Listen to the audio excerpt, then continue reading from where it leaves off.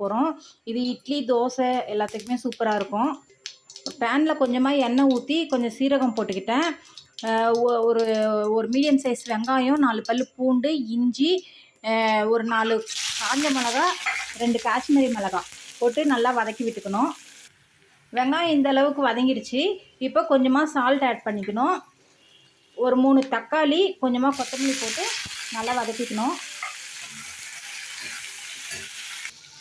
பாருங்கள், தக்காளி நல்லா இந்த அளவுக்கு வதங்கிருச்சு. இப்போ இதில் குட்டிஸாக ஒரே ஒரு துண்டு புளி போட்டுக்கணும்.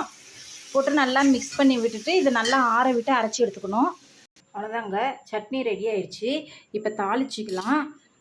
ஒரு பேனில் கொஞ்சமாக நல்லெண்ணெய் ஊற்றி வச்சுருக்கிறேன். ஒரு ஸ்பூன் கடுகு, ஒரு ஸ்பூன் சீரகம், ஒரு ஸ்பூன் உளுந்து போட்டு நல்லா ஃப்ரை பண்ணிக்கணும். சூப்பரான தக்காளி தொக்கு ரெடி ஆயிடுச்சு. இந்த வீடியோ பிடிச்சிருந்தா லைக் பண்ணுங்கள், ஷேர் பண்ணுங்கள், கமெண்ட் பண்ணுங்கள். மறக்காமல்